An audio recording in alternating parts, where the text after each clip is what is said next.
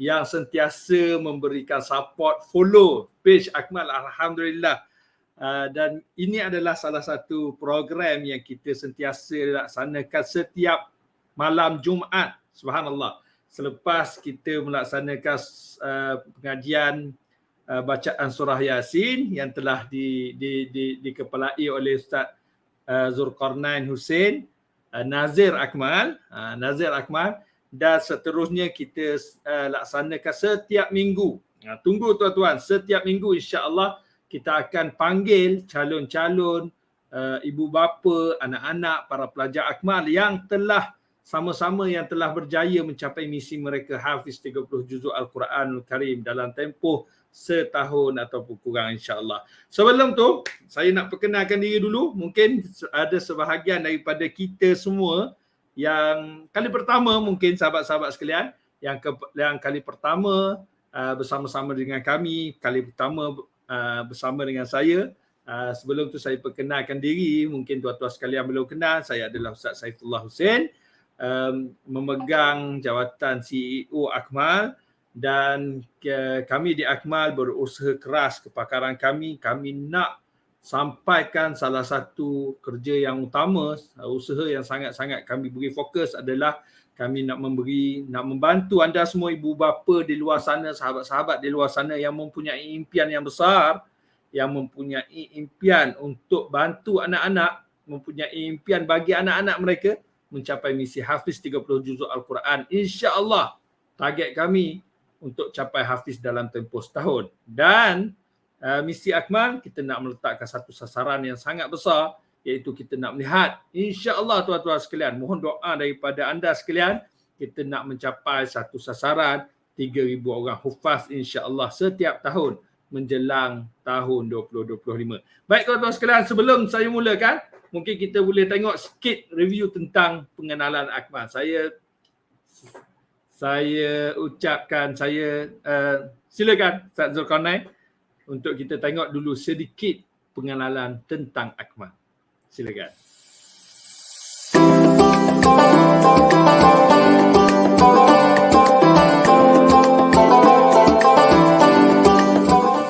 Akmal adalah sebuah institusi tahfiz yang bervisikan menjadi peneraju kepada Fast Track Tahfiz Academy menjelang tahun 2025. Misi Akmal jelas, insya-Allah mendidik anak-anak pelajar Akmal untuk khatam 30 juzuk Al-Quran dalam masa 1 tahun atau kurang. Pelajar-pelajar yang mengamalkan 12 nilai-nilai Akmal, dan insya-Allah pelajar-pelajar Akmal yang menjadi pelengkap kepada sistem pendidikan negara. Nak capai hafiz 30 juzuk Quran bukan satu perkara yang mudah, tetapi tidak mustahil dengan usaha yang luar biasa. Target untuk capainya mesti jelas, tindakannya mesti luar biasa, circle-nya juga, sama ada guru-guru, ibu bapa dan rakan-rakan, perlulah mereka yang berada dalam circle yang luar biasa juga. Dalam mencapai kejayaan yang diimpikan, setiap pelajar mestilah mempunyai satu target yang jelas dan motivasi yang berpanjangan. Setiap pelajar mestilah menetapkan satu tarikh yang ditentukan oleh mereka sendiri untuk mereka mencapai hafiz Al-Quran dalam tempoh kurang 1 tahun. Dengan ilmu Al-Quran, dengan bidang kepakaran yang mereka sertai, nanti mereka bakal memimpin umat. Berasaskan ilmu kepakarannya, berasaskan Al-Quran pegangannya, dan panduan dalam memimpin masyarakat umat seluruhnya. Sebab itulah kami sebutkan di slogan kami, di Akmal, anak-anak ini bakal menjadi para profesional di bidangnya, para murabbi di zamannya insya-Allah. Bismillahirrahmanirrahim. Bismillahirrahmanirrahim. Semoga saya terang hati. Susah.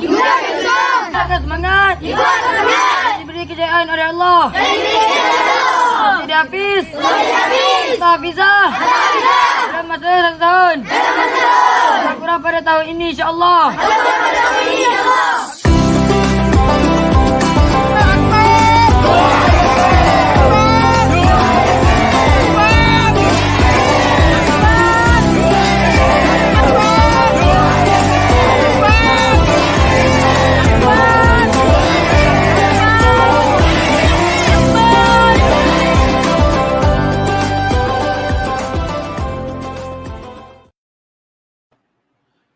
Alhamdulillah, baik. Alhamdulillah. Macam mana?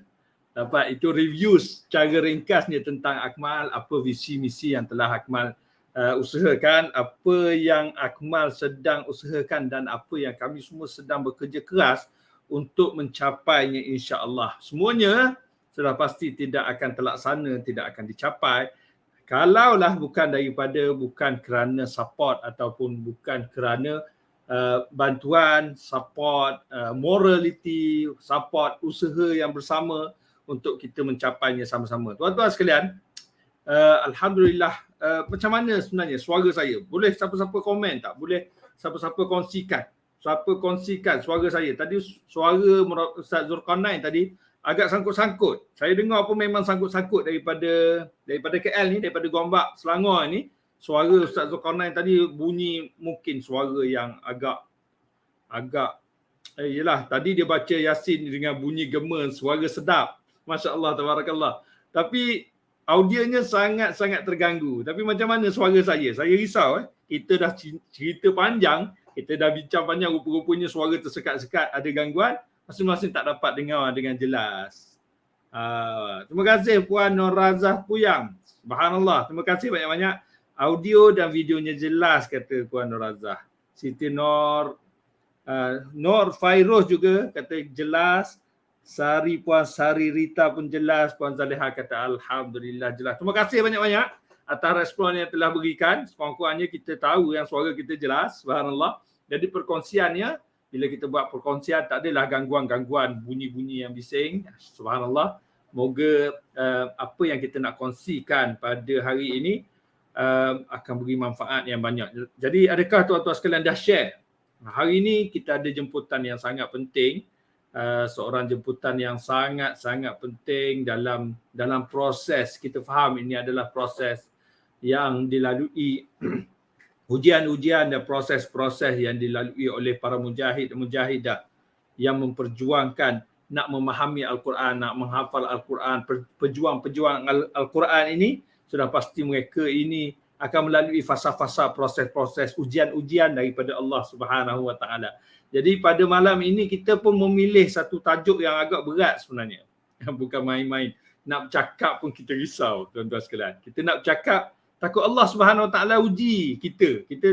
Yalah, bila kita bercakap Allah pasti akan uji juga, kan, satu masa.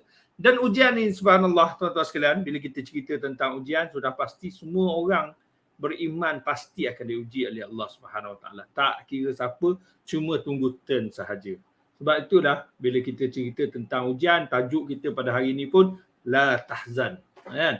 La tahzan, jangan pernah kita rasa sedih. Jangan bersedih. Sedih itu perkara biasa. Bagaimana yang penting adalah bagaimanakah kita menghadapi kesedihan. Betul tak? Setuju tak dengan saya? Sedih, ujian pasti akan datang. Ini adalah janji Allah Subhanahu Wa Taala. Allah Subhanahu Wa Taala sebut dalam Al-Quran, Alif Lam Mim, ahasiban nas an yutraku an yaqulu amanna wa hum la yuftanun walaqad fatanna allazina min qablihim fala ya'lamanna Allah allazina sadaqu wa la ya'lamanna al-kazibin. Ini satu ayat Quran yang Allah Subhanahu Wa Taala berikan kepada kita bahawasanya wahai orang beriman, ni khusus kepada orang beriman. Ayat ni Allah Subhanahu Wa Taala sampaikan kepada kita, wahai orang-orang yang beriman, yang mengaku dirinya beriman.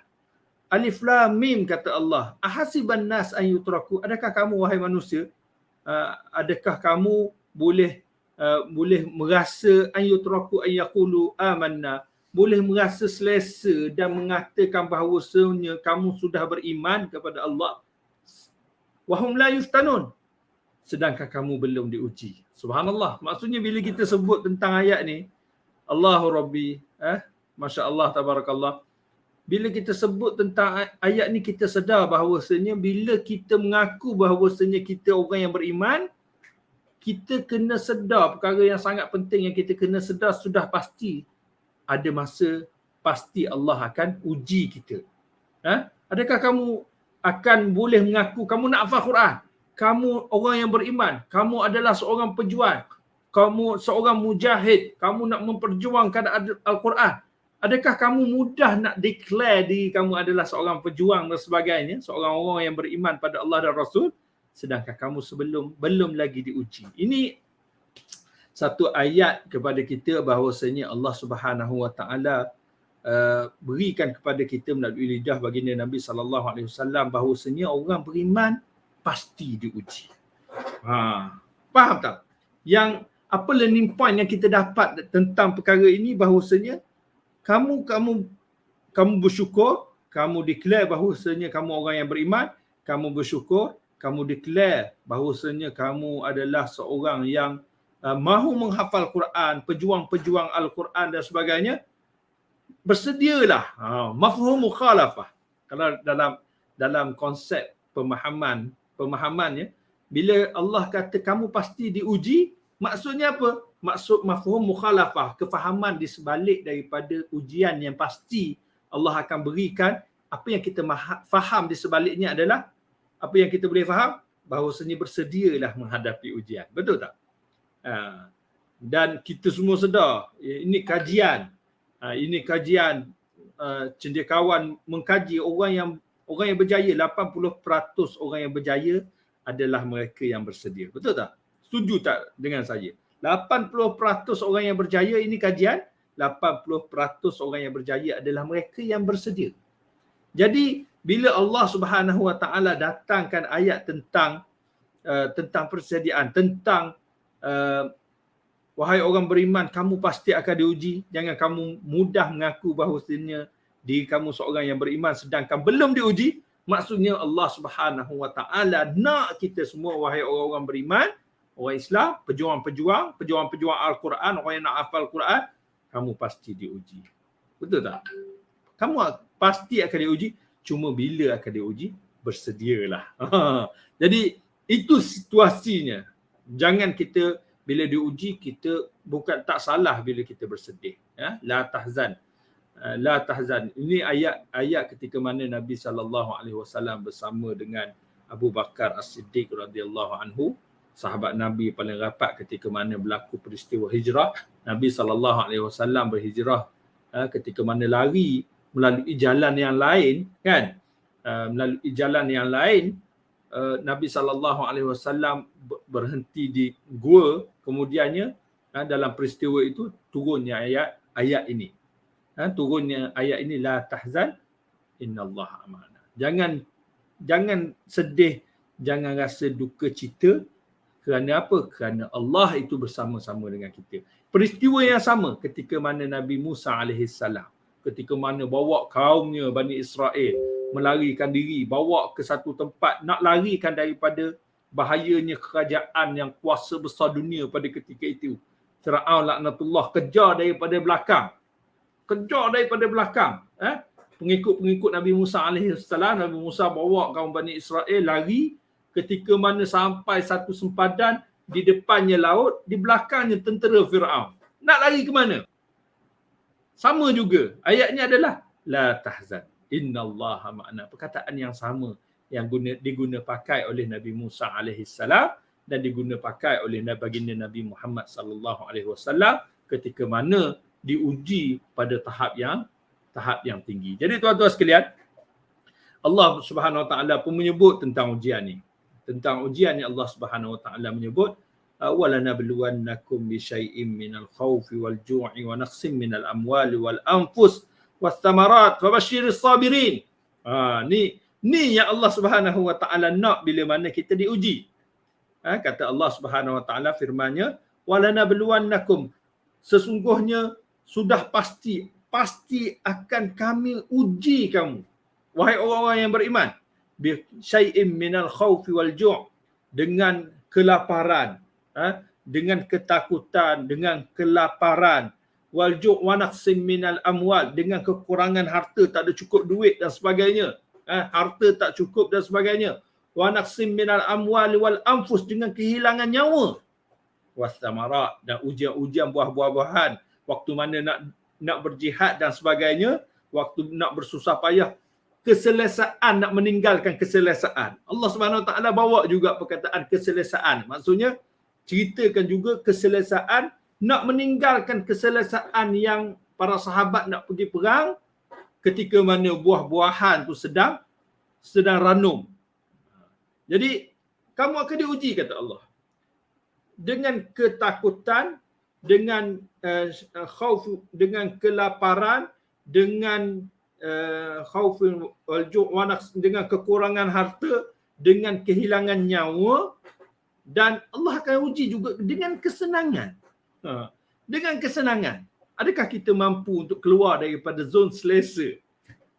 Dan Allah Subhanahu Wa Taala sebut wa basyiris sabirin, dan berilah berita gembira kepada orang yang bersabar dalam menghadapi ujian. Jadi poin yang pertamanya kita nak sebut bila kita diuji oleh Allah Subhanahu Wa Taala, walaupun tak mudah.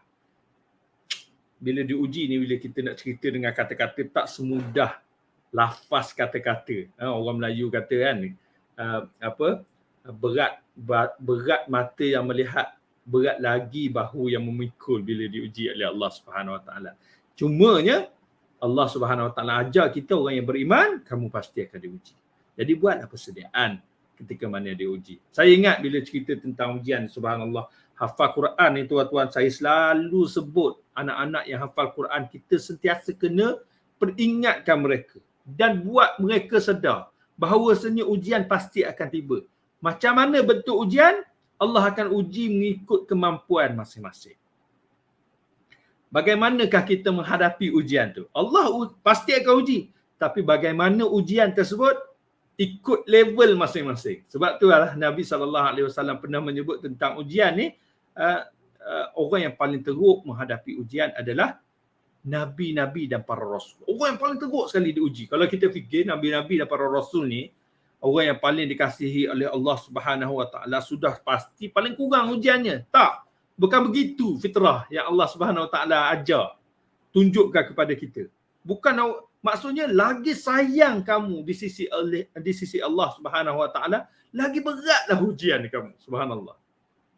Jadi bila diuji, macam mana kita menghadapi ujian tersebut? Macam mana kita menghadapi ujian tersebut? Adakah kita akan bersabar dan kembali kepada Allah Subhanahu Wa Taala? Bagaimana kita nak menghadapinya? Selalu kita sebut kan, bila mana kita diuji, kita diberi pilihan. Satu pilihan, kalau bila kita berfikir balik waktu diuji, kita mungkin down dan sebagainya, otak kita kurang waras pada ketika itu, nak fikir dan sebagainya, tak mampu untuk menanggung beban ujian dan sebagainya. Waktu tu Allah Subhanahu Wa Taala arahkan kepada kita supaya kita bersabar, kan? Supaya kita bersabar, dan waktu kita bersabar, kita bertenang. Tenang is good, bertenang betul-betul, datangkan perasaan tenang dan sebagainya, barulah kita fikir balik. Kita ada dua jalan. Satu jalan adalah kita memilih untuk down. Betul tak? Satu jalan bila diuji, pilihannya adalah kita down dan kita give up. Kita menyerah kalah. Itu pilihan yang pertama. Pilihan yang kedua adalah kita bangkit untuk menghadapi ujian yang telah Allah Subhanahu Wa Taala bagi. Bila mana kita memilih yang kedua, kalaulah kita memilih down, kita tak cukup sabar. Dan orang yang tak sabar, Allah Subhanahu Wa Taala sebut orang yang bersabar, wa basyiris sabirin. Wa basyiris sabirin, berilah berita gembira kepada orang-orang yang sabar. Berita gembira tersebut bagi orang yang sabar, satu, Allah akan beri ganjaran pahala yang besar di sisi Allah Subhanahu Wa Taala. Ya Allah akan berikan pada hari kiamat, dan Allah juga akan berikan satu balasan ketika mana kita hidup di atas muka bumi Allah. Masa hidup-hidup ni. Dan ujian tu dia macam tangga kepada kejayaan. Ujian ni bila diuji, itu adalah salah satu tangga untuk kita naik lebih lagi. Pernah tak kita biasanya bila kita mana kadang-kadang kita tak pernah contohlah, mudah contoh ketika mana kita, kalau anak-anak yang hafal Quran ataupun kita melepasi, kita nak melalui fasa exam contohnya, kita ada ujian-ujian, betul tak? Akan ada ujian. Bila kita nak exam, kita belajar, kita masuk sekolah, kita masuk universiti, universiti sediakan exam. Sepatutnya kenapa perlunya exam? Tak perlulah exam. Betul tak? Sepatutnya pihak universiti, pihak sekolah, just bagi je lah kita lulus. Dah kita kan dah belajar. tak payahlah exam. Tetapi kenapa perlu diuji? Sebab ujian itu akan membuktikan sejauh manakah kemampuan kita, pemahaman kita tentang apa yang kita telah pelajari. Kalau tak perlu ujian, masuk universiti, belajar je, tadah kitab dan sebagainya, tak perlu masuk fasa ujian, lulus terus boleh mengajar. Tak berlaku begitu. Itu jugalah sunnatullah. Allah Subhanahu Wa Taala tunjukkan kepada kita, sunnahnya setiap orang yang Allah nak angkat darjatnya kepada lebih baik, Allah akan uji dia. Dan ujian tu la yukallifullahu nafsan illa wus'aha. Ujian tu Allah tidak akan taklifkan, uji kita, beri bebanan kepada kita kecuali Allah akan permudahkan. Illa wus'aha. Allah akan lapangkan usaha tu. Yang penting bagaimana kita nak menghadapi ujian yang telah Allah Subhanahu Wa Taala uji. Cakap memang senang, tetapi sudah pasti bila diuji, itulah cabaran sebenar yang Allah Subhanahu Wa Taala nak semua orang akan lalu, khususnya anak-anak kita yang sedang menghafal Al-Quranul Karim. Mereka ni akan diuji. Saya ingat masa saya zaman belajar dulu, subhanallah, zaman hafal Al-Quran. Saya ni, ayah saya, Abah, Cikgu Hussein, orang panggil Cikgu Hussein lah kan. Abah hantar saya hafal Quran, startingnya pergi ke mana? Pergi ke Pakistan, subhanallah. Di Pakistan ni, astagfirullah lah, kalau sistem pendidikan dia tu memang rotan tu adalah asas pendidikan. Kalau pakai rotan biasa tu, rotan penyapu tu, batang penyapu tu patah hari-hari. Kan? Dia pakai apa? Yang payah nak patah dia pakai kabel elektrik. Payah sikit nak patah. Jadi dia rotan tu sampai hancur kabel elektrik. Bukanlah kita nak kata sistem pendidikan cara tu betul, tetapi kita nak bagi tahu bahawasanya setiap orang pasti diuji. Sekarang ni ada ujian kalau budak-budak hafal Quran ni macam-macam lah. Datang penyakit, kutu dan sebagainya. Sekarang ni fasa COVID lah. Macam-macam. Dalam usaha nak hafal Quran, nak hafiz 30 juz Al-Quran dan sebagainya ni. Subhanallah, kalau saya dulu kena gatal sampai satu muka, daripada kepala, satu kepala tu kena gatal. Subhanallah. Jadi peringkat ujian tu macam-macam. Saya tengok kalau kawan-kawan saya pun dulu saya 4 biji kena. Sebelum hafiz, tinggal lagi 1 juzuk ke 2 juzuk nak hafiz, kena 4 biji bisul. Kan? Dan masing-masing dia dah jadi satu tradisi di pusat-pusat tahfiz. Para pelajar ni mereka menunggu bila waktu dia akan diuji. Faham tak? Faham tak maksud saya? Masing-masing dah tunggu bila sebenarnya turn kita akan diuji. Dan bagaimanakah ujian tu akan ditimpakan kepada kita. Tu. Kan? Macam manakah bentuk ujian yang pasti akan dilalui tersebut. Masing-masing. Jadi masing-masing bawa cerita lah. Saya kena bisul. Yang ni kena gatal. Yang ni ada masalah keluarga. Yang ni ada masalah kawan tak suka. Yang ni masalah macam-macam cerita tentang masalah ujian-ujian, khususnya ujian-ujian anak-anak yang berusaha keras sedang untuk mencapai misi hafiz 30 juzuk Al-Quran. Jadi tuan-tuan sekalian, apa peranan kita ibu bapa khususnya bila mana anak-anak kita diuji atau kita diuji, waktu tu Allah Subhanahu Wa Taala nak naikkan darjat kita. Inna ma'al usri yusra fa inna ma'al usri yusra. Allah Subhanahu Wa Taala janji kepada kita. Wahai orang beriman, dalam surah Al-Insyirah Allah Subhanahu Wa Taala sebut bahawasanya sesungguhnya pada kesusahan itu ada kesenangan. Dan Allah ulang lagi sekali, sesungguhnya pada kesusahan itu ada kesenangan. Maksudnya kalau ada satu kesusahan, maksudnya Allah nak naikkan kita kepada beberapa darjat lagi. Maksudnya bila kita lulus saja ujian tersebut, kita akan jadi somebody yang berbeza sebelum kita diuji. Faham ke maksud saya? Dapat ke point yang saya maksudkan? Saya tengok macam tak ada ramai orang komen lah. Tolong komen sikit lah. Ke suara saya dah tak clear? Suara saya masih okey ke? Respon. Siapa boleh bantu respon? Adakah suara saya masih clear? Saya nampak macam tak ada respon apa-apa. Okey, dapat. Terima kasih pada Puan Ni. Alhamdulillah okey, nasib baik. Bila tak ada respon, tak ada like, tak tak ada like, tak ada love, tak perasan. Kan? Tak perasan. Adakah masih lagi clear atau tidak? Jadi terima kasih. Puan Fatin pun kata alhamdulillah clear Baik. Jadi itu dah bagaimana kita nak menghadapi ujian yang Allah Subhanahu Wa Taala berikan supaya kita sedar bahawasanya setiap orang, khususnya anak-anak yang menghafal Al-Quran, akan melalui fasa-fasa ujian ini.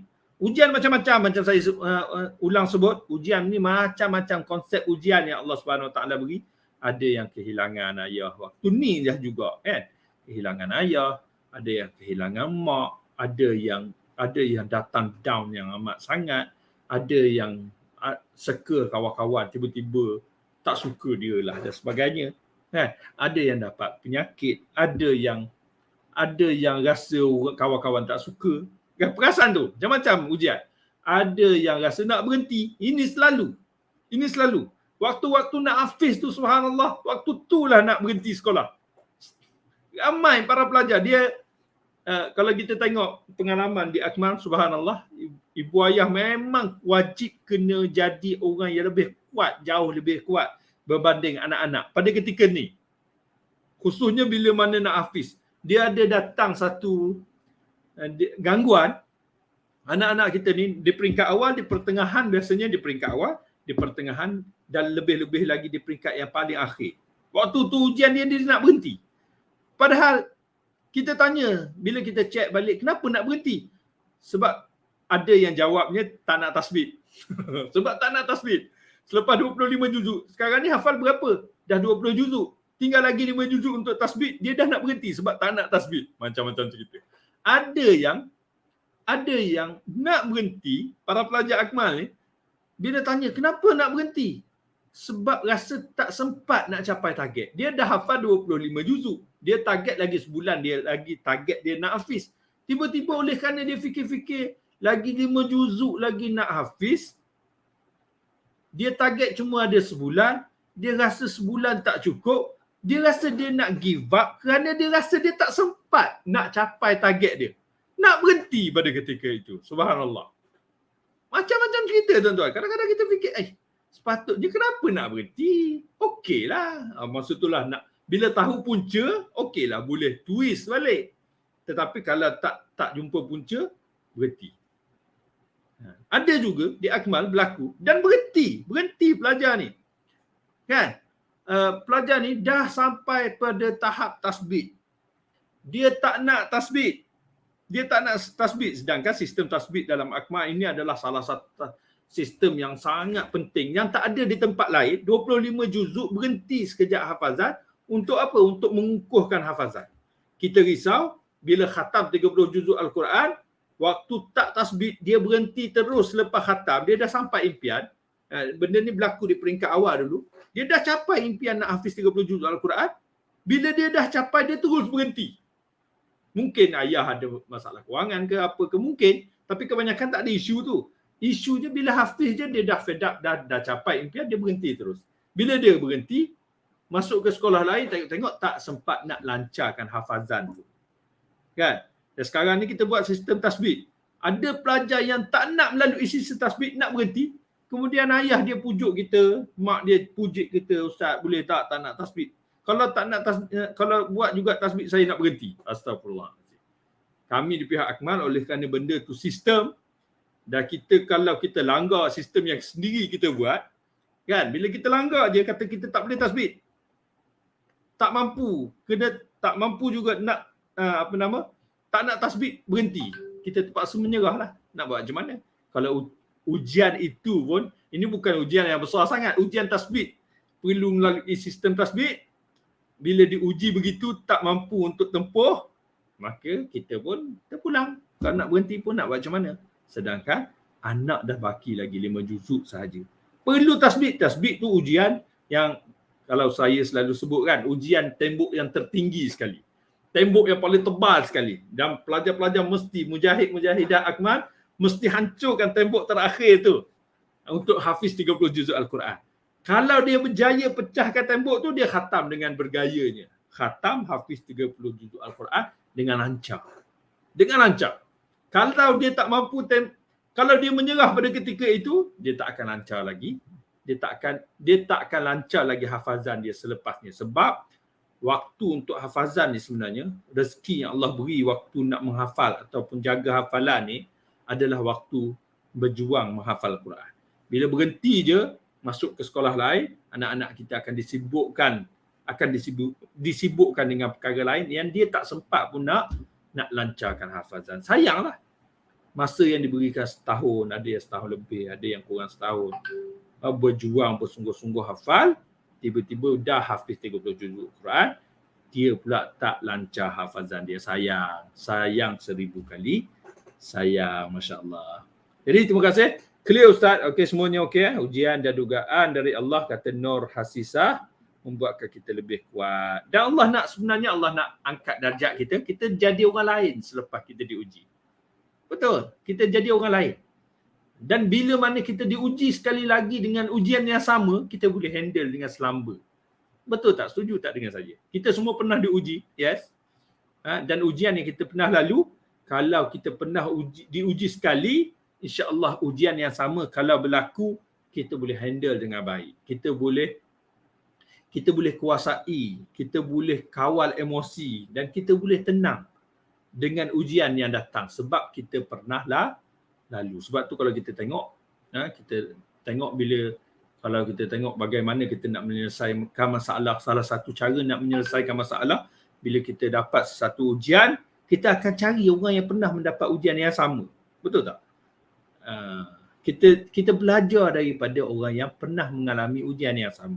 Sama ada kita dalam bisnes atau hafal Quran ataupun dalam kita menghadapi, contohnya dalam kes Malaysia itu, bila berlaku kapal terbang jatuh, cari siapa yang pernah menghandle masalah kapal terbang jatuh kan. Jadi mencari orang yang betul dalam menghadapi ujian. InsyaAllah kita akan melepasi ujian demi ujian dan kita boleh menang sama-sama insyaAllah.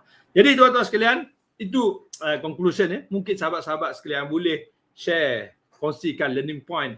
Saya tulis ada beberapa perkara penting lah. Yang penting yang pertama adalah kita sedar bila kita diuji. Kita sedar bahawasanya Allah pasti akan uji kita dan kita bersedia. Bila kita bersedia, maka bila diuji kita akan jadi tenang. Yang keduanya adalah bila kita diuji, kita tenang dan kita sabar. Sebab apa perlunya sabar? Sebab kita tahu bila kita mana diuji, Allah nak angkat darjat kita. Kalau ketika mana kita diuji, kita rasa dunia ni dah hancur, subhanallah, kita rasa semuanya dah gagal, kita ada dua pilihan, sama ada memilih untuk down, untuk gagal, ataupun kita memilih untuk kita bangkit dan kita menang. Itu je bila diuji. Dan bila kita memilih untuk bangkit, Allah pun janji, fa inna ma'al usri yusra. Sesungguhnya di setiap ujian itu pasti akan ada kesenangan. 2 kali kesenangan. Setiap satu ujian ada 2 kesenangan. Maksudnya kita akan jadi lebih baik. Kita dah jadi orang yang berbeza selepas ketika mana kita diuji. Jadi tuan-tuan sekalian, Allahumma salli ala Muhammad. Jadi bila bercerita tentang ujian ni, pada malam ni kita ada seorang seorang jemputan ataupun tamu yang kita nak sama-sama mendengar. Salah seorangnya kita nak sama-sama dengar perkongsian yang dia nak kongsikan pada malam ini. Saya tak pasti adakah dah bersedia, Ustaz Zulkarnain dah bersedia. Jadi tuan-tuan sekalian, kalau dah bersedia saya menjemput Puan Siti Rahmah untuk bersama-sama dengan kita. Tafadhal.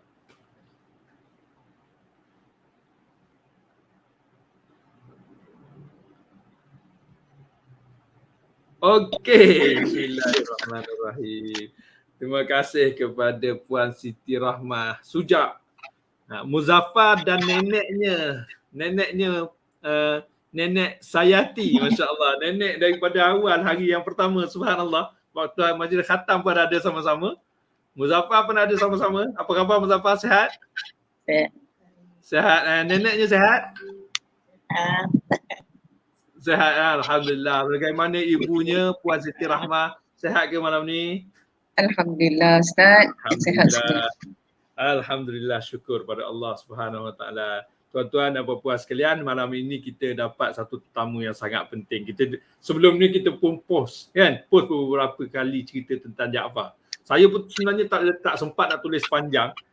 Cuma malam ni kita panggil orang yang betul, orang yang utama, berkongsi sendiri.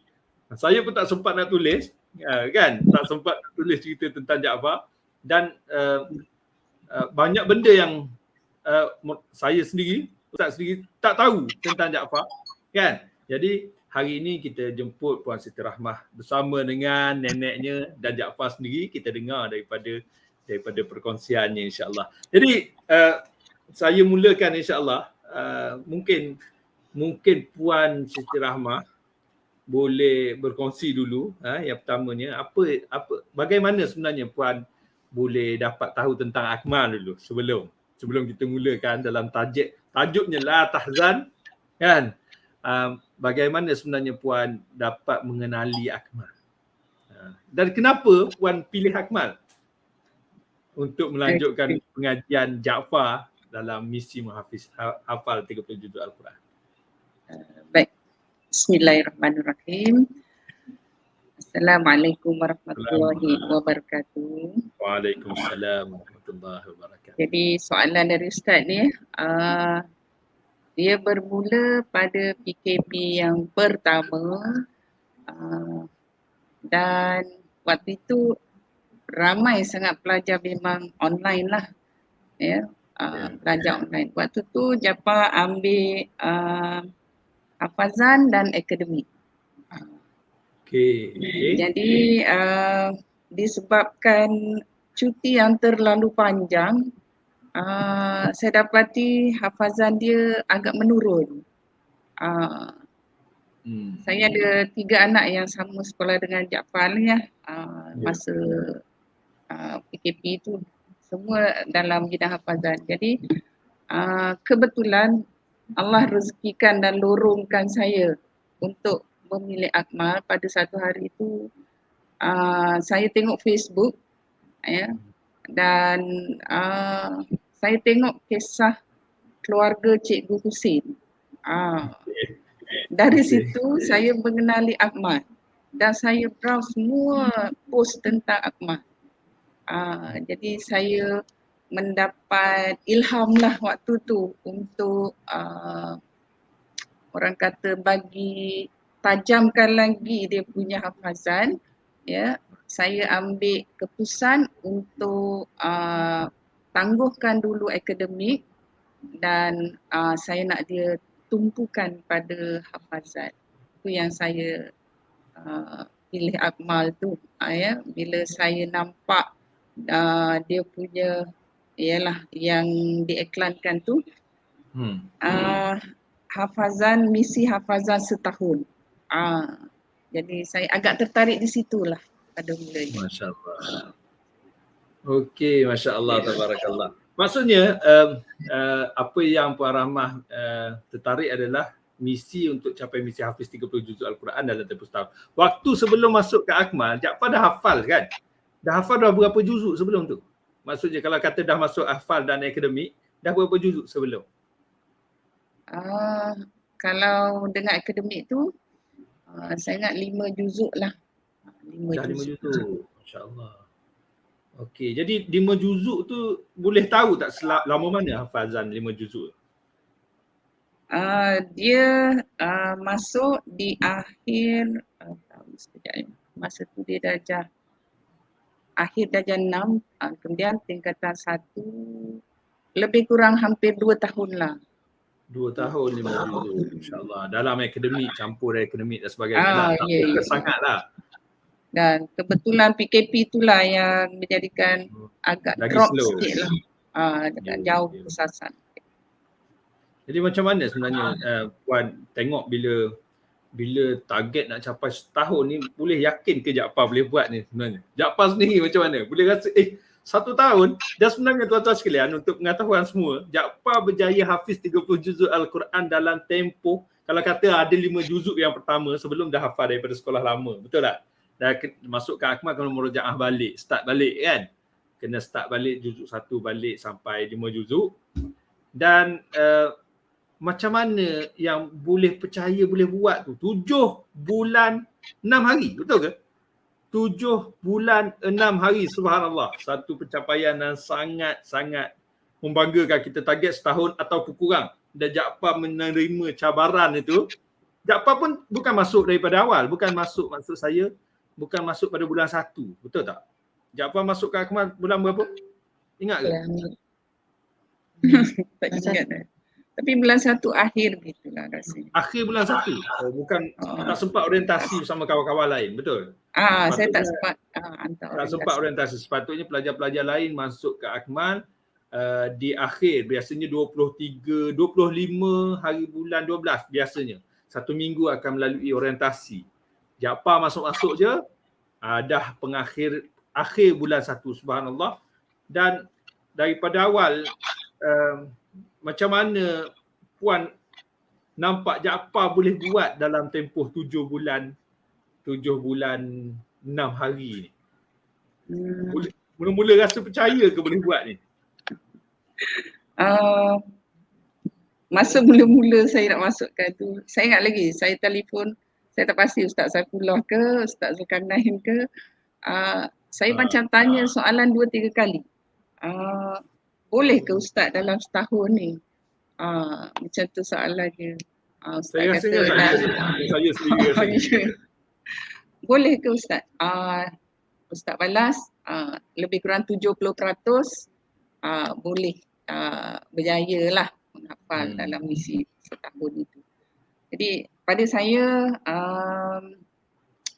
letak target setahun tu kedua lah pada waktu tu lah.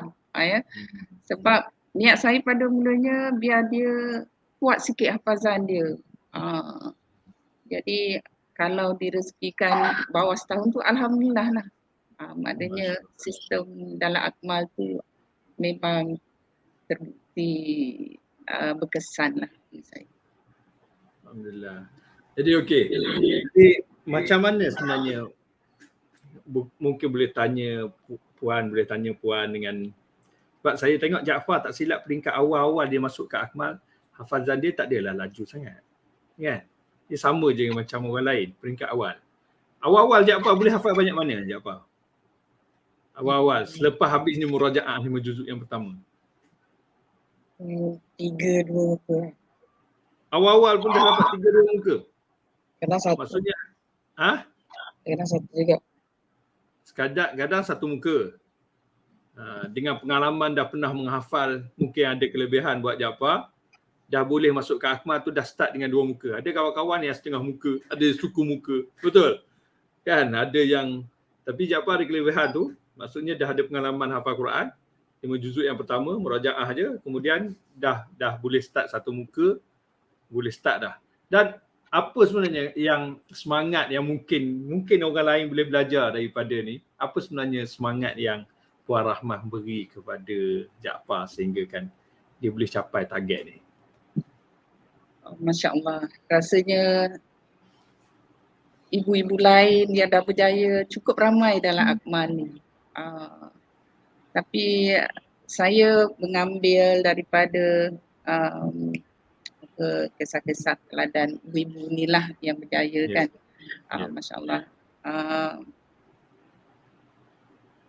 Susah juga nak cakap Ustaz. Kejayaan ni pada saya bukanlah disebabkan pelajar sahaja. Dia macam sistem yang memberi ruang kepada ibu bapa, kepada murabi, kepada pelajar. Jadi yang biasa sebutlah circle tu memang pada saya sangat-sangat memberi kesan lah. Dan hafazan yang dilakukan itu kita tahu berdasarkan rekod harian tu. Rekod harian tu saya cukup tunggulah. Kadang-kadang time Jaafar ni tak mencapai. Kadang-kadang bila dia target katalah 5 muka surat, tiba-tiba hari tu dia dapat 2 muka surat, 3 muka surat macam tu kan. Kadang-kadang saya revise balik diri saya lah. Sebab bagi saya bila menghantar anak ke hafazan, saya letak macam saya menghafaz juga walaupun saya tak menghafaz. Cuma semampunya saya berdoa lah. Maksudnya mungkin ada kesilapan pada saya yang membuatkan anak saya kurang lancar apa dan sebagainya. Jadi Masya-Allah. sentiasalah orang kata bernajat lah Ustaz. Bukannya disebabkan manusia, semuanya izin Allah. Masya-Allah. Betul, betul sangat-sangat, subhanallah. Quran ni milik Allah kan. Ya. Selalu sebut pada para pelajar Quran ni milik Allah dan kena mohon pada dia untuk mudahkan hafazan ni. Kan? Ramai orang mungkin ujian berbeza di peringkat masing-masing kan. Dan salah satu ujian yang paling besar juga nak menjaga Quran selepas hafiz. Kan? Ya. Nak menjaga Al-Quran selepas mana hafiz, subhanallah. Itu lagi struggle. Ya. Lagi struggle bagaimana nak mengekalkan hafazan. Jadi Jaafar, mungkin Jaafar dah ada sebelah mama, sebelah Umi. Umi panggil Umi, betul tak? Ya. Panggil Umi. Jaafar start daripada awal tu, bila start macam mana? Mungkin orang lain mungkin Umi boleh kongsi ataupun Jaafar sendiri boleh kongsi. Apa yang menyebabkan Jaafar jadi speed? Tiba-tiba semangat nak speed ni. Yang boleh membolehkan Jaafar jadi rasa daripada biasa-biasa buat kepada luar biasa.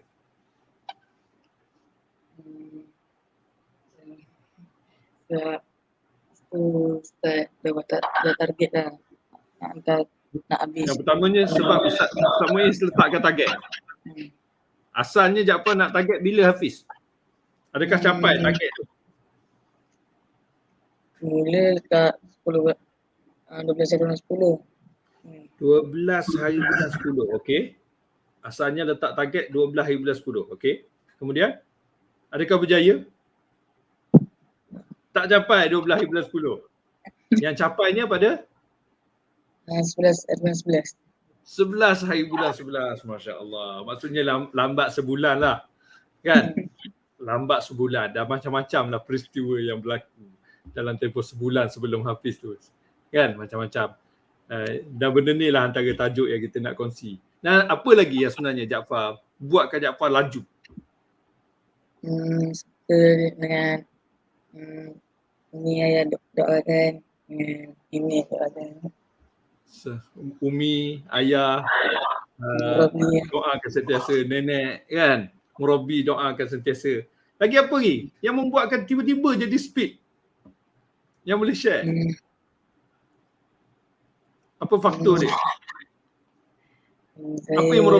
Apa yang murabi cakap membuatkan jadi nak laju tu daripada peringkat awal?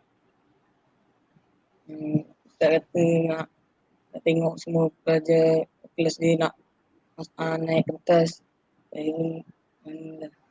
Jadi harapan murabi nak tengok semua pelajar naik pentas. Ada baru ni yang Jaafar ada share dengan murabi. Ada satu faktor yang sangat penting. Apa dia? Mungkin share sekali lagi malam ni.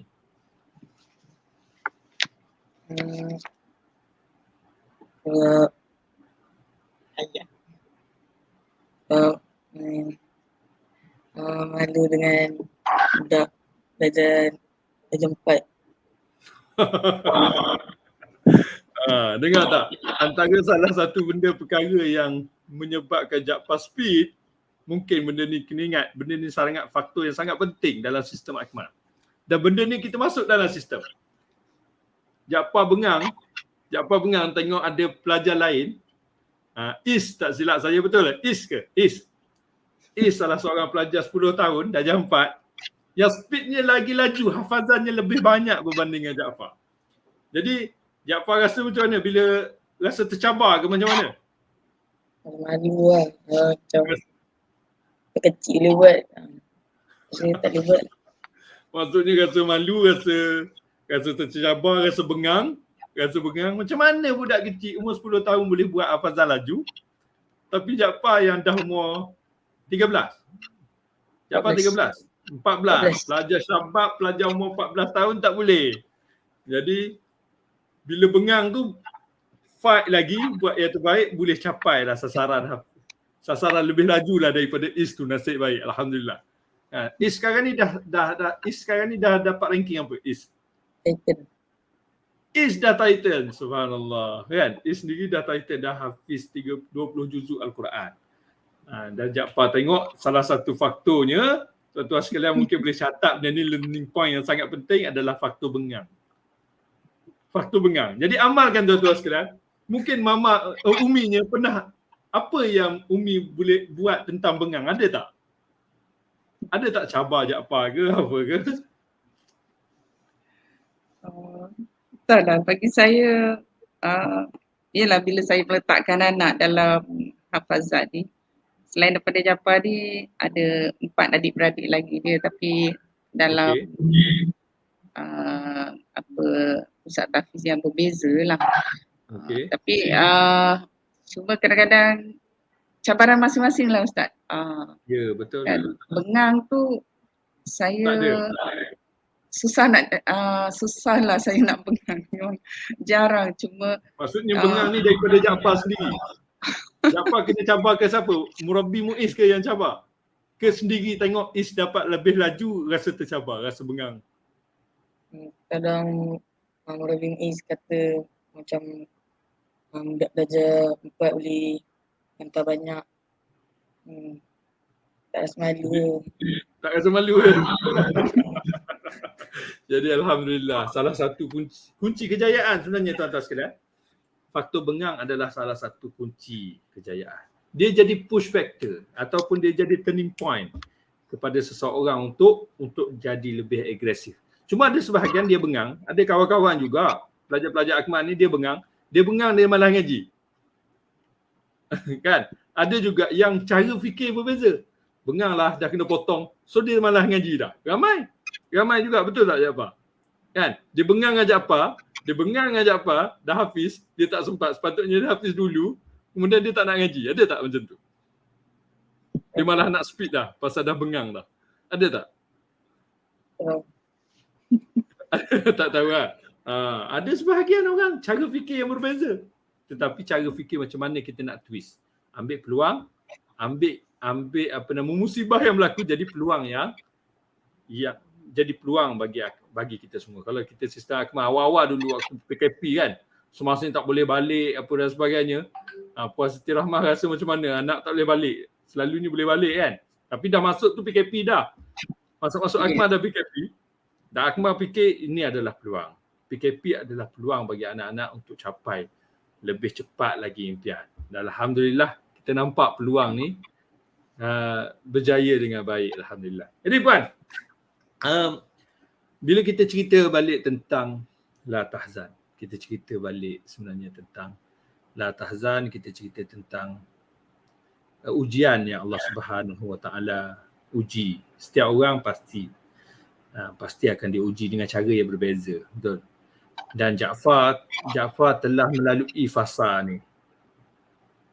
Anda rasa setakat ni pelajar Akmal ada dah beberapa orang, di Terengganu pun ada cerita yang sama, kes yang sama.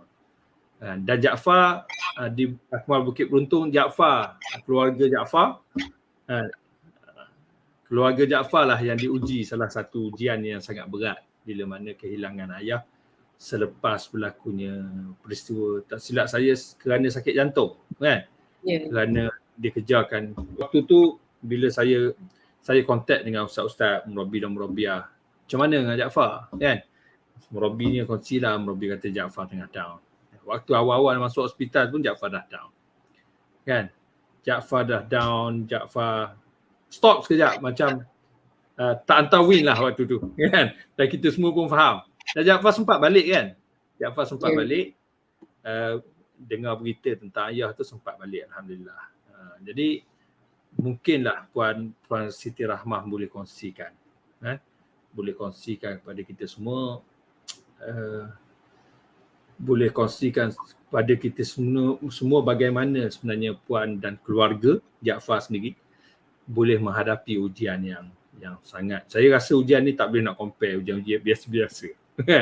Ujian biasa-biasa tak boleh nak compare. Tapi benda ni memang kita semua sedar, ujian pasti Allah Subhanahu Wa Taala uji kita semua. Jadi mungkin Puan boleh kongsikanlah untuk sahabat-sahabat kita yang follow pada malam ini.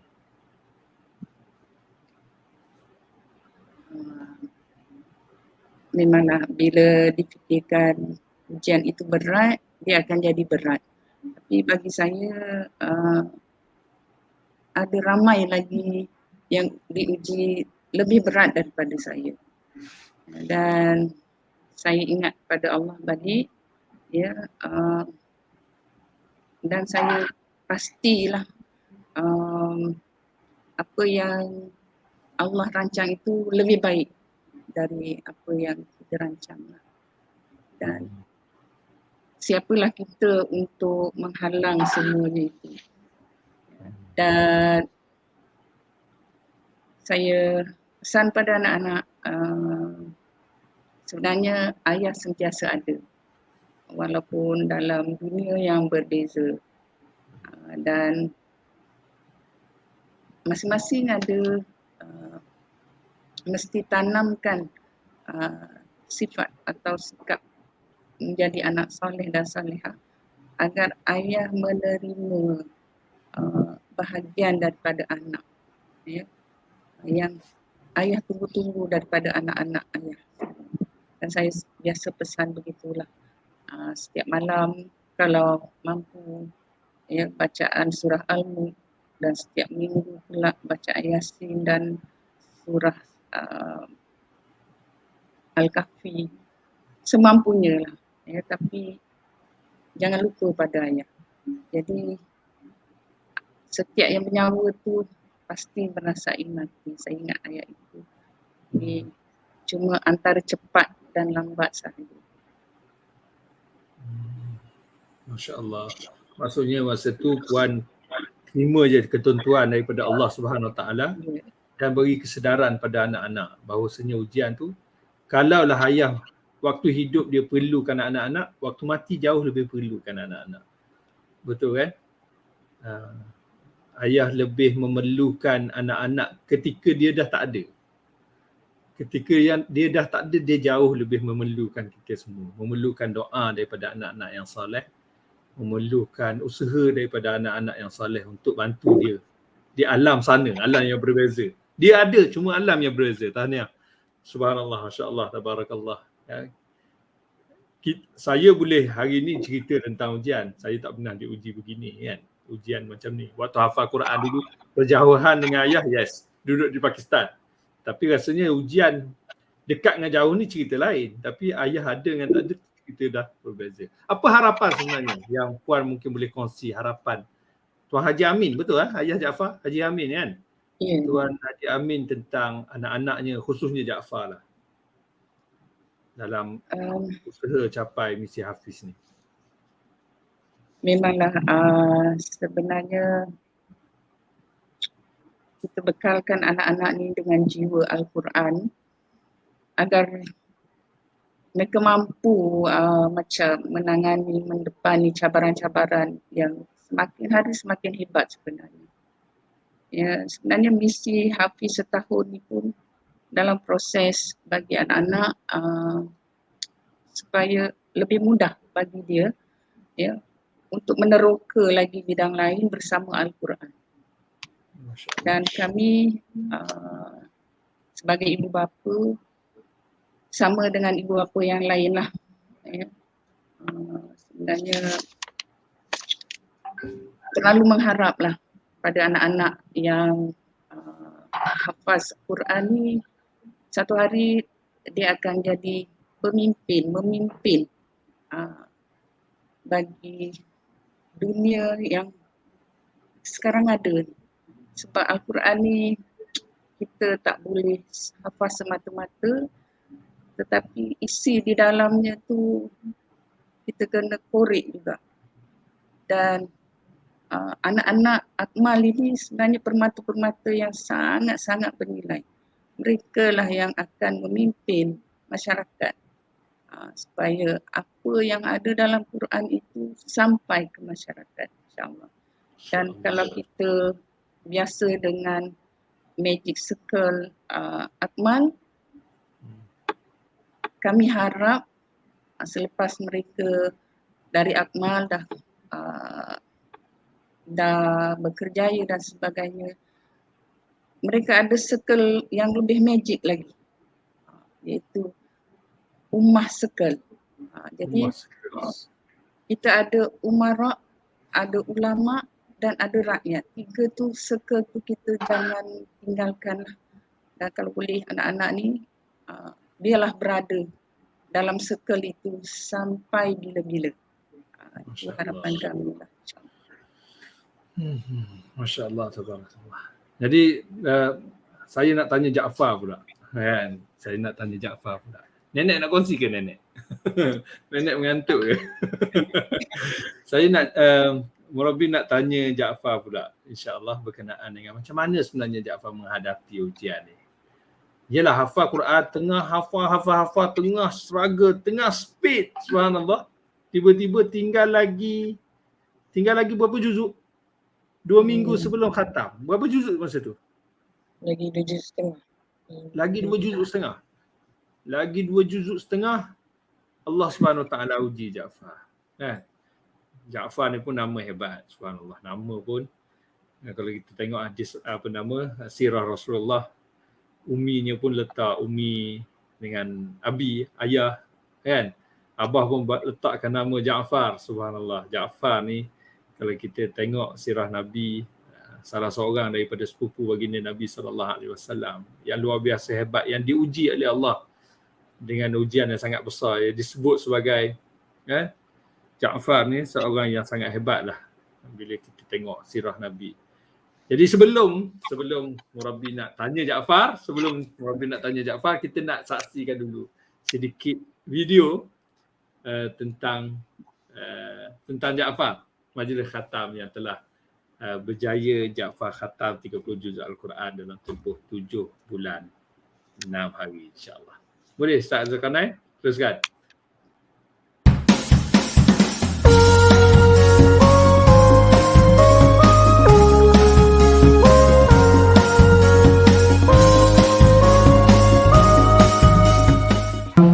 بئس المصير عبدين من عبادنا صالحين فلم يغنيا من الله شيئا وقيل ادخلا النار مع الداخلين للذين آمنوا امرأة فرعون قالت رب ابن لي عندك بيتا نجني من فرعون وعمله ونجني من التي أحصنت فرجها فنفخنا فيه من القانتين صدقت بكلمات ربها وكتبه وكانت من القانتين.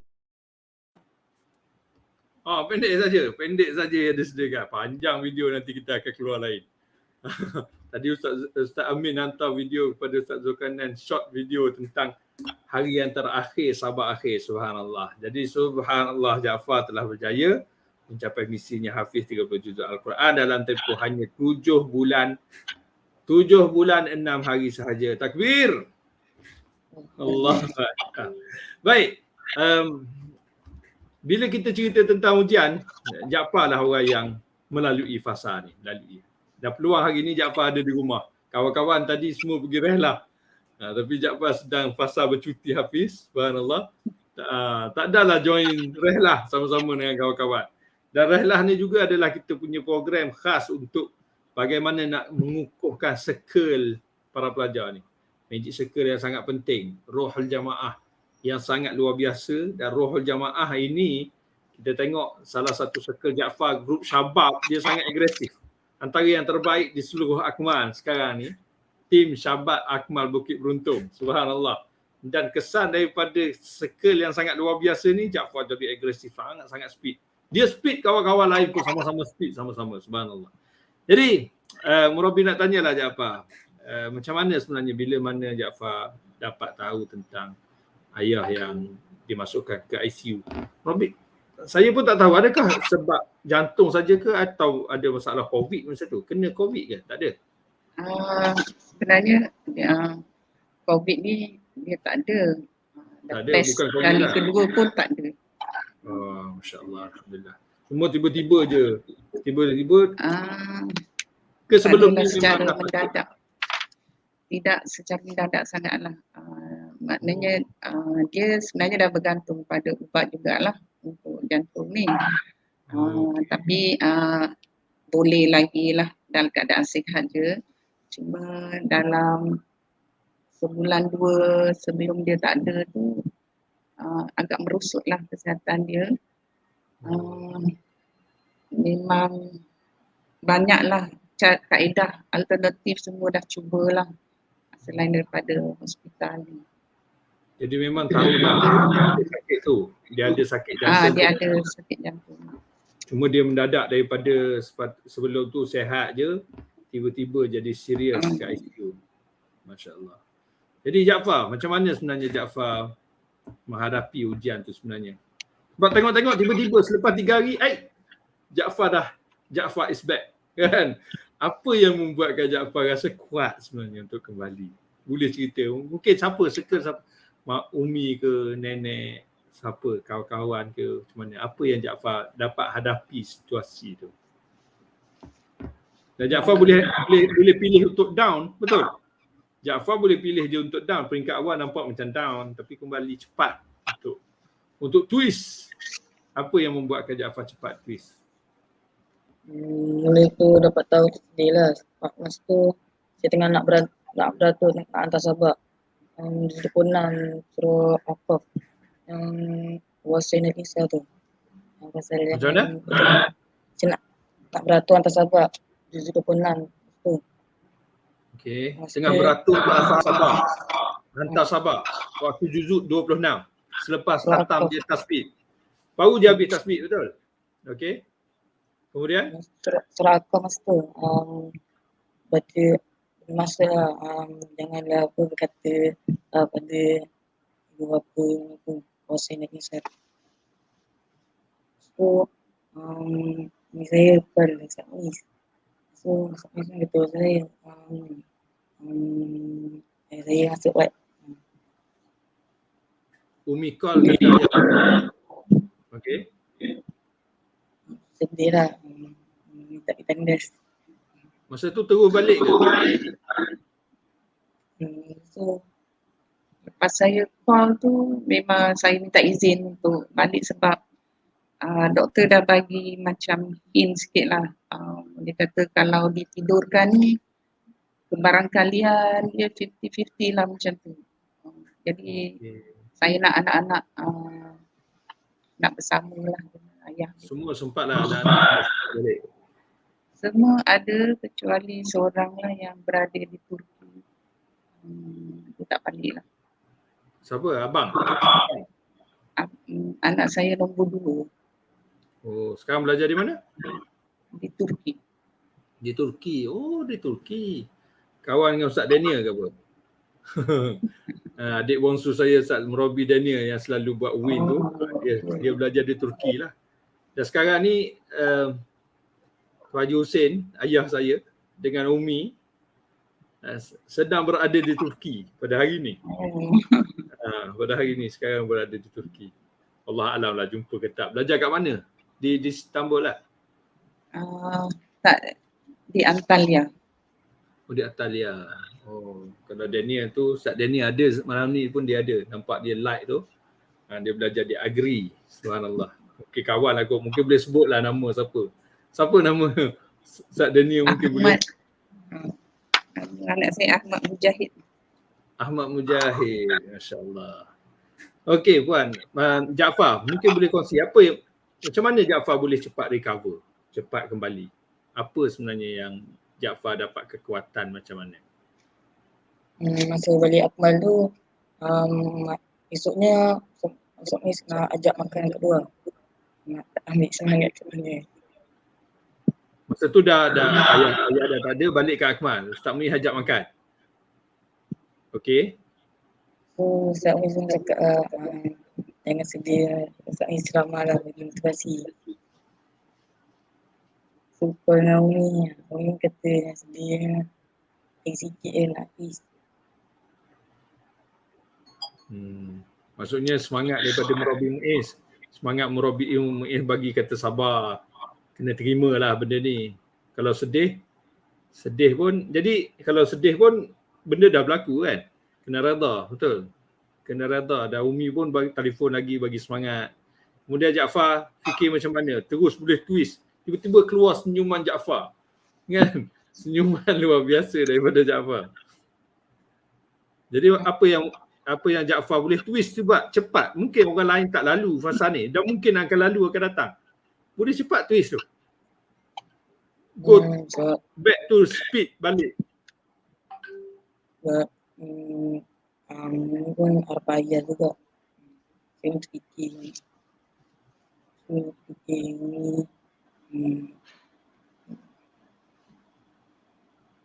Siapa yang bagi semangat selain dengan Murabi Muiz, kawan-kawan macam mana? kawan pun kasih semangat. Selain tu kadang Kawan lah kan. Circle Syabab luar biasa bagi semangat. Masing-masing suruh Jaafar kuat kan. Masing-masing suruh Jaafar kuat dan Jaafar sendiri pun tiba-tiba Murabi tengok ayat hashtag tu yang mahal tu. Kan, ayat hashtag tiba-tiba keluar hashtag hadiah untuk ayah kan. Cara fikir yang luar biasa tu sebenarnya cara fikir yang cepat lah. Yang Murabi tengok orang lain boleh pilih untuk bersedih, boleh pilih untuk down, tapi Jaafar twist benda tu. Subhanallah, twist keadaan yang sedih tu jadikan speed lebih baik untuk hadiah untuk ayah. Betul? Hadiah untuk ayah yang pergi, kitalah aset dia. Kitalah aset untuk dia bahagia di sana insya-Allah. Insya-Allah. Dan saya yakin memang ayah Jaafar sangat-sangat berbahagia kerana adanya anak-anaknya yang luar biasa yang sentiasa mendoakan. Insya-Allah. Jadi, masya-Allah bila kita cerita tentang ujian ni kan, Puan Siti Rahmah sebenarnya orang yang sangat kuat walaupun ujian ni ujian yang ditimpakan, subhanallah. Jaafar sendiri pun sangat kuat. Saya lihat pun memang masya-Allah. Dan Jaafar sendiri saya tengok dia beri peranan untuk bagi semangat pada kawan-kawan tu. Kan? Sebab dia semangat tu kawan-kawan dia jadi lebih semangat. Kawan-kawan bagi semangat kat dia dan tengok dia cepat twist dan bersemangat membuatkan kawan-kawan jadi kena lebih semangat berbanding dia. Subhanallah. Dan membuatkan kawan-kawan nampak jauh lebih agresif. Alhamdulillah lah. Alhamdulillah, subhanallah. Itu adalah kurnia lah daripada Allah Subhanahu Wa Taala. Ni hari ni pun kita tengok sikit komen kawan-kawan. Subhanallah. Banyak ni yang komen. Puan Salmah Karman kata puan seorang ibu yang hebat. Alhamdulillah. Moga terus tabah, kata Maria Alina. Kata Ustaz Khaidir kata minta play sekali lagi Majlis khatam tadi, ada versi yang lebih panjang. Ustaz Khaidir suruh share lagi sekali, sekejap. Okay. Puan Fatimah bin Abdul Hamid kata suara Jaafar kurang jelas. Memang bunyi sangkut-sangkut sikit suara Jaafar tadi. Kan? Tapi suara Umi jelas. Mungkin tak. Padahal Jaafar dah duduk di tengah-tengah tu. Puan Nur Razah kata mungkin boleh share video sambutan Jaafar balik ke Akmal. Video sambutan Jaafar balik ke Akmal nanti. InsyaAllah. Dah balik ke Akmal. Kemudian sekarang ni dia bercuti. InsyaAllah Jaafar kuat, Umi pun hebat, subhanallah. Jadi boleh share sekali lagi. Ustaz Khaidir kata boleh share sekali lagi video tentang Jaafar, Majlis Khatam Jaafar. Kalau tadi video tu sekat-sekat.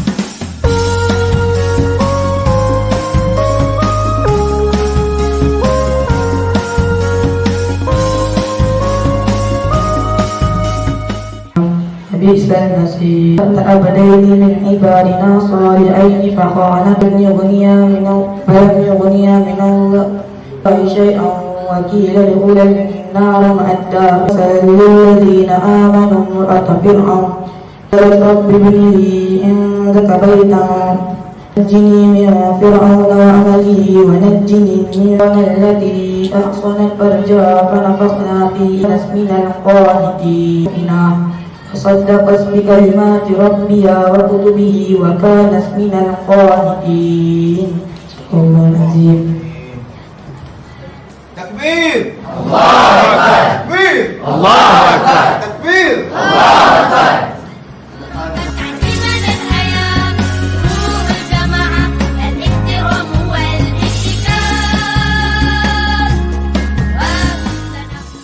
صلى الله على محمد صلى الله عليه وسلم.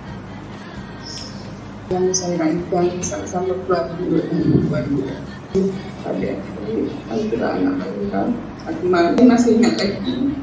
InsyaAllah fikir itu telah ditunaikan perjalanan kejayaan yang kita capai ini. Ada banyak lagi amanah gantang kami agar dia dapat memahami isi Al-Quran dan menyampaikan isi Al-Quran ini di kalangan Arab sentiasa berada dalam satu perjuangan. Dan yang lain anak-anak yang sentiasa memberi galakan dan bimbingan.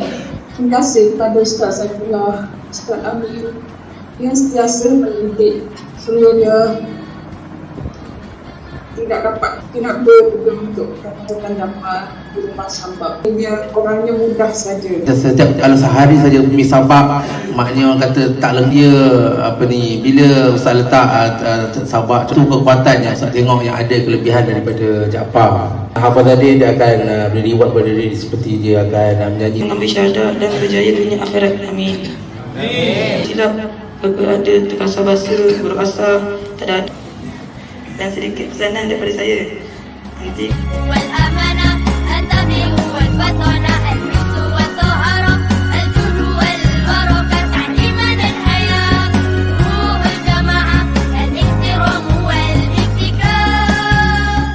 alhamdulillah, saya dah lejang Al-Hafiz. Takbir!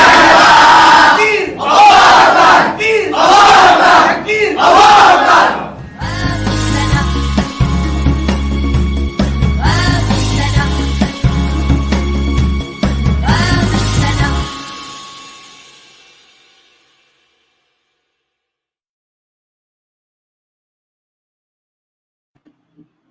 Okey, alhamdulillah. Ni baru betul-betul punya video. Tadi sangkut. Mungkin yang testing baru yang keluar tu, silap pilih video. Apa pun tahniah kepada Jaafar atas kejayaan yang sangat membanggakan kami semua di pihak Akmal.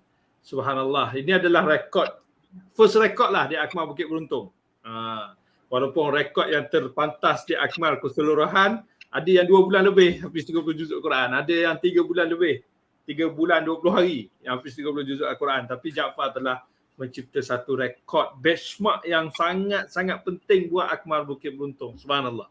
Dan tahniah Murabi ucapkan kepada Jaafar atas usaha yang sangat luar biasa dengan kejayaan luar biasa. Dan tadi Murabi Muiz ada share kan, antara salah satu perkara yang luar biasa bagi Jaafar ni, dia Murabi Muiz kata kalau letakkan sasaran target kat dia 3 muka, dia akan buat 5 muka.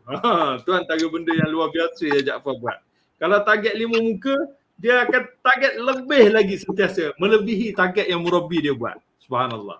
Jadi inilah win attitude yang kita nampak ada pada Jaafar, yang sangat-sangat luar biasa membuatkan dia boleh speed dan berjaya. Sebelum ni ramai lagi yang hafal lebih banyak daripada Jaafar, betul? Yang dia speed, dia potong habis semua kawan-kawan dia lain. Dan dia jadi satu benchmark dan buatkan satu semangat yang sangat luar biasa sehingga kawan-kawan pun letakkan sasaran untuk speed lebih baik lagi. Puan Nur Fadli kata seka yang hebat. Ya, betul. Akmal Bukit Beruntung dan seluruh Akmal, kita memang dalam sistem. Circle yang luar biasa ni adalah salah satu sistem yang Akmal bina supaya sentiasa agresif. Sahabat-sahabat yang hebat, murabi yang hebat, struktur pembelajaran Akmal yang hebat, insya-Allah jadi mujahid dan mujahidah yang hebat, jiwa kendiri. Dan murabi harap sebenarnya apa yang belajar di Akmal ni kita nak bina sehingga ke akhirnya. Bukan di Akmal saja kita nak bina begini. Semangat, target dan sebagainya. Benda ni bawa ke akan datang pun kita akan jadi sangat luar biasa sebenarnya. Menggunakan sistem yang sama insya-Allah. Jadi sebelum kita mengakhiri, saya nak last lah. Saya nak minta pandangan ataupun pesanan Puan Siti Rahmah ataupun nenek nak cakap sekejap. Nenek, ada apa yang nenek nak share ataupun nak ucapkan buat seluruh yang mengikuti pada malam ni? Nenek boleh share sikit? Ya, alhamdulillah Ustaz, pada Ustaz membacakan buku saya berjaya sebaiknya.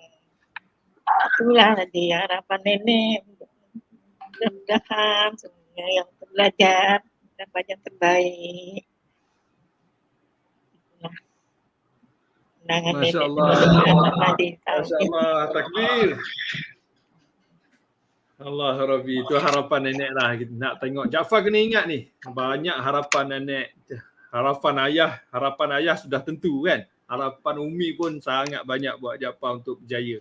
Dan lepas ni nak syahadah pula, kena speed betul-betul. Syahadah Emperor insya-Allah.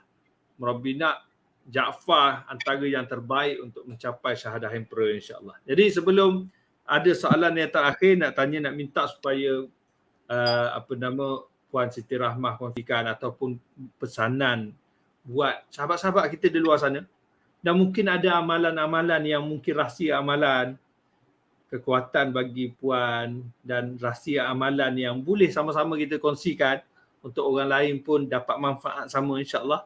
Jadi sebelum kita kepada soalan yang terakhir ni, saya nak Ustaz Zulkarnain, kita sekarang ni sebenarnya Akmal kita sedang berusaha untuk menyiapkan bangunan HQ Akmal yang bernilai lebih kurang dalam 5 juta, 4 point berapa juta.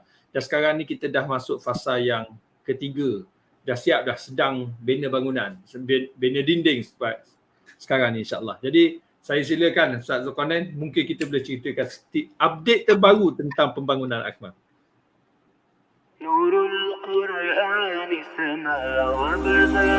نور القرآن سما وبدا وأحل الخير بأوطانه وأثير إذاعتنا يسمو بسمو الهدف القرآني نور القرآن سما وبدا وأحل الخير بأوطانه وأثير إذاعتنا يسمو بسمو الهدف القرآني في كنف القرآن سنحيا ونعانق خير الكلمات وسنروي القلب بها رايا وننال الفوز بجنات في كنف القرآن سنحيا ونعانق خير الكلمات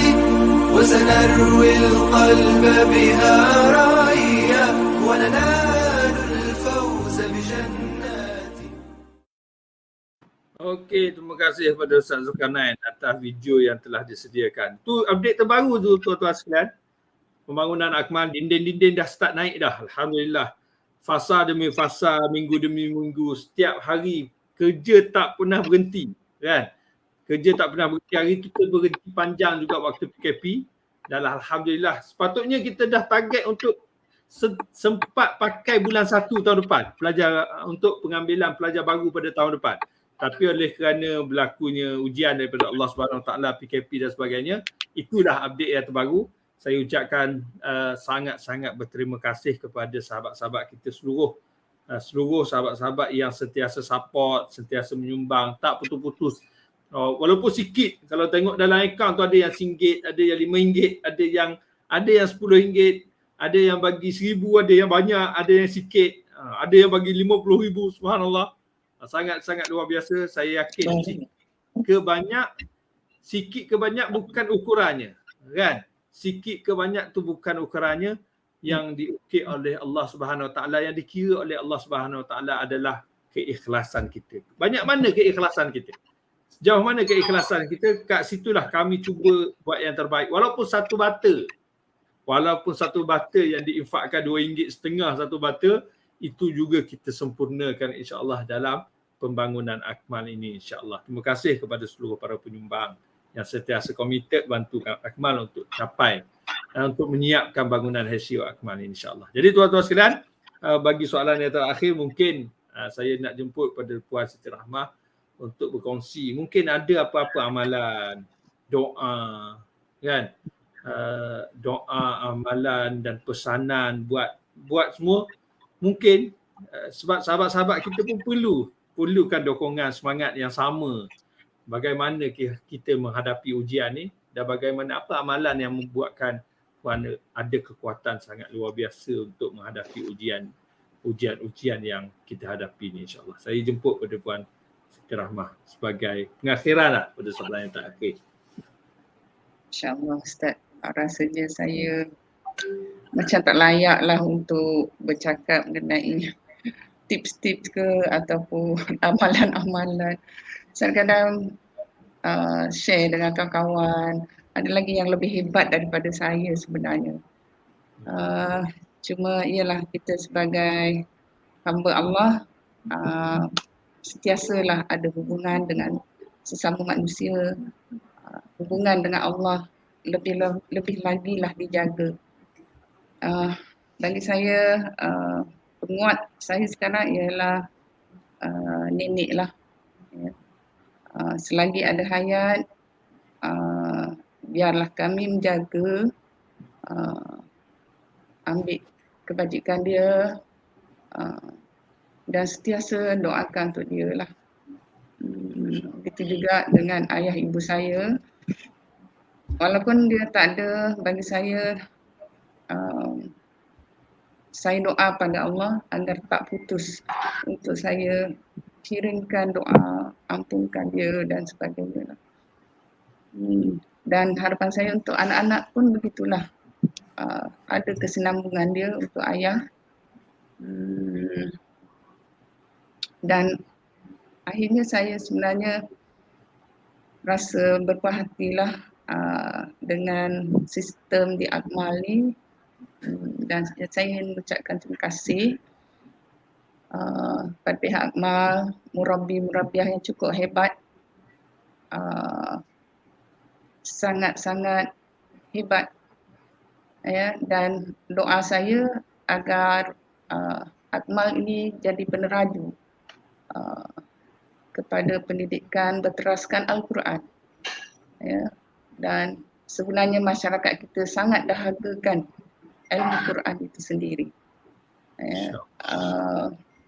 InsyaAllah sebenarnya keluarga yang hebat itu, kalau saya lihat antara wins yang hebat lah, wins dari keluarga Ustaz Saifulah lah yang boleh saya terinspirasi sebenarnya dengan kehebatan keluarga Ustaz ni. Jadi itulah harapan kami.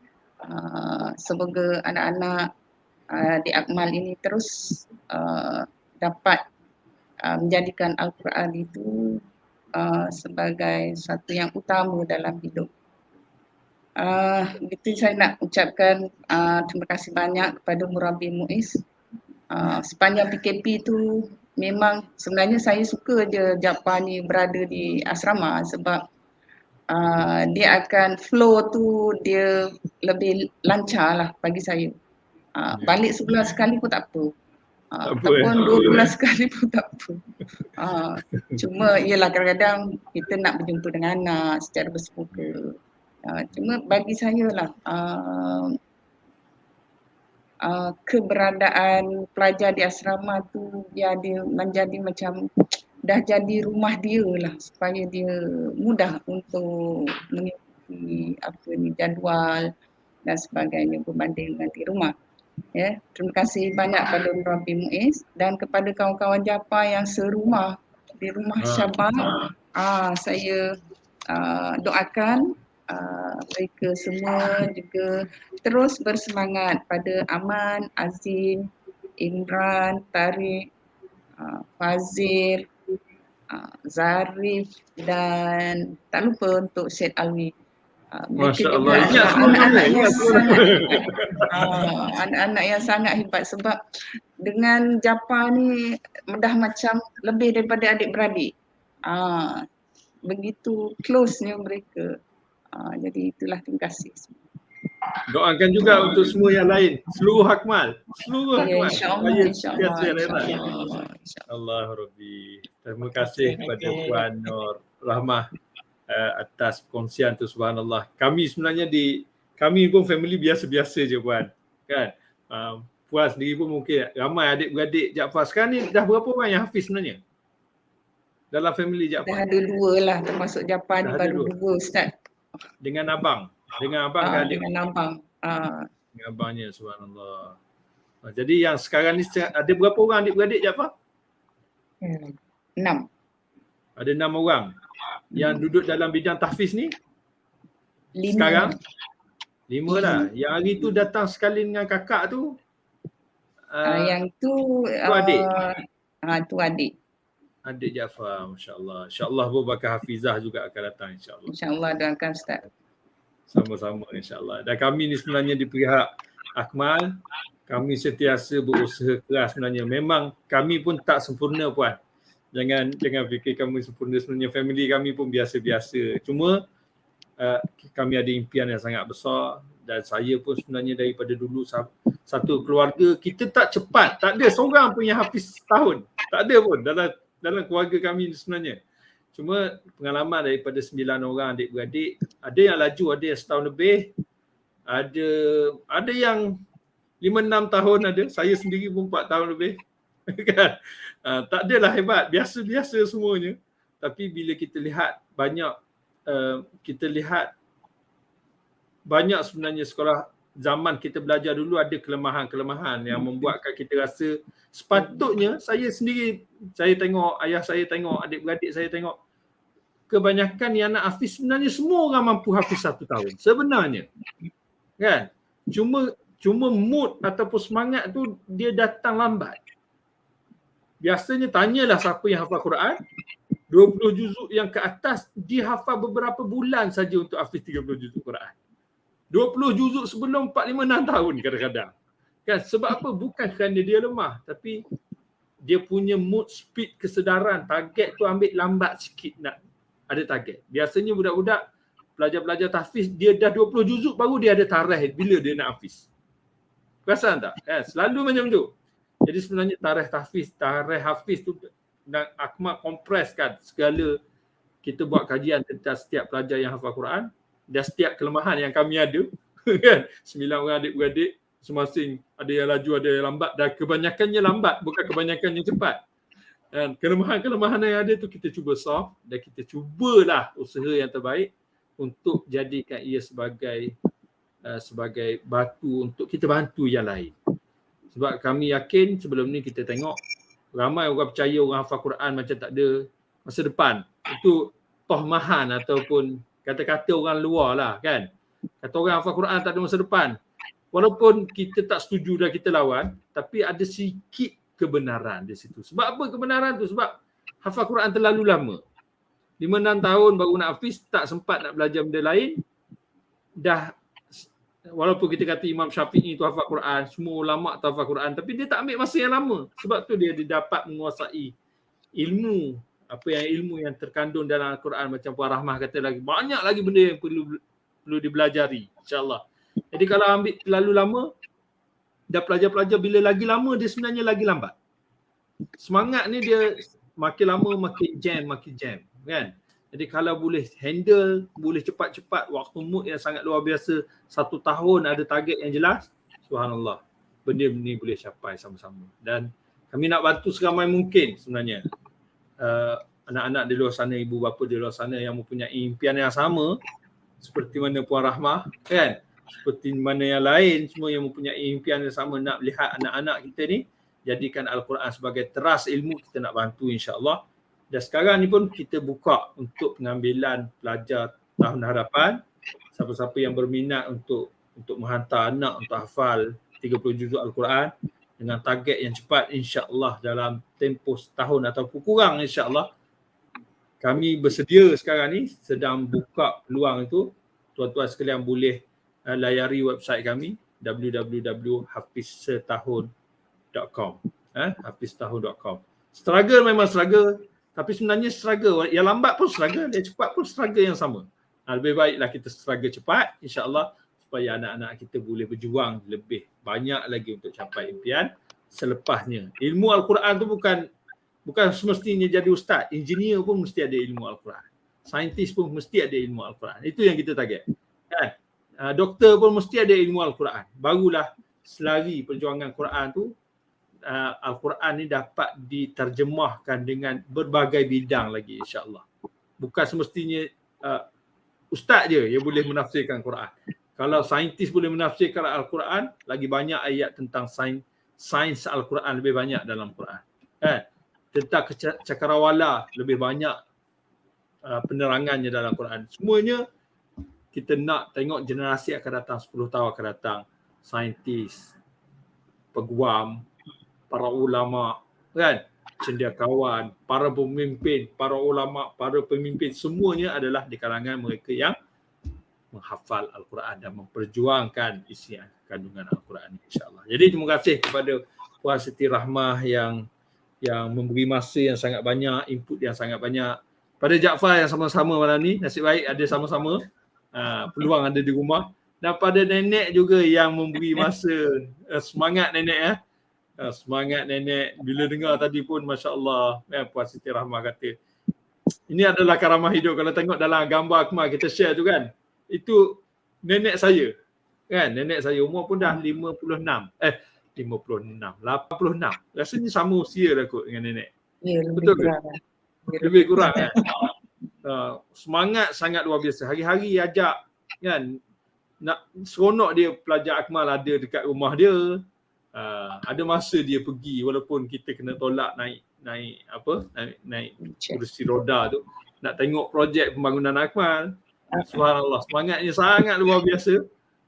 Dan dia juga adalah karamah hidup kami, subhanallah, bagi semangat kepada kami sentiasa untuk meneruskan perjuangan untuk bantu seramai mungkin anak-anak di luar sana untuk capai impian yang sama, hafiz 30 juz Al-Quran. Satu keluarga. Dalam sistem Akmal ni kita bukan satu pelajar, satu keluarga, satu hafiz, tak. Semua anak-anak mesti jadi hafiz 30 juz Al-Quran, insya-Allah. Jadi terima kasih kepada Puan Siti Rahmah, kepada nenek, kepada Jaafar yang ikut serta sama-sama pada malam ni. Dan kepada seluruh sahabat-sahabat yang ikut serta pada malam ini, share banyak-banyak, terima kasih banyak-banyak. Boleh tak kita hadiahkan love kepada Puan Siti Rahmah dan semua satu keluarga? Boleh? Bagi love banyak-banyak. Tolong komen love. Ucapkan terima kasih, bagi like dan bagi love di ruang komen. Moga-moga benda ni dapat beri manfaat sebanyaknya kepada kita semua. Bagi semangat untuk kita semua untuk mengharungi cabaran-cabaran, ujian-ujian. Yang penting, la tahzan. Ingat, ujian pasti akan datang. Ujian pasti akan ada. Yang penting bagaimana kita menghadapi ujian tersebut, insya-Allah. Moga-moga, terima kasih. Banyak like yang dapat, banyak love, subhanallah. Terima kasih banyak-banyak. Moga Allah Subhanahu Wa Taala berkati hidup kita semua. Moga Allah Subhanahu Wa Taala bantu anak-anak kita semua untuk capai impian mereka hafiz 30 juzuk Al-Quran, insya-Allah dalam tempoh setahun yang akan kurang ini, insya-Allah. Terima kasih banyak-banyak. Jazakallahu khairan katsiran. Terima kasih. Barakallahu fikum. Jazakallahu khairan katsiran. Terima kasih Jaafar, terima kasih nenek, terima kasih Puan Siti Rahmah, dan terima kasih kepada semua yang menyertai pada malam ini. Jumpa lagi insya-Allah. Barakallahu fikum. Assalamualaikum warahmatullahi wabarakatuh. Dah pukul 11 tu. Ayah, ku kirimkan doa, semoga engkau tenang di alam syurga. Ayah, kan ku ingat selalu pengorbanan yang telah engkau berikan.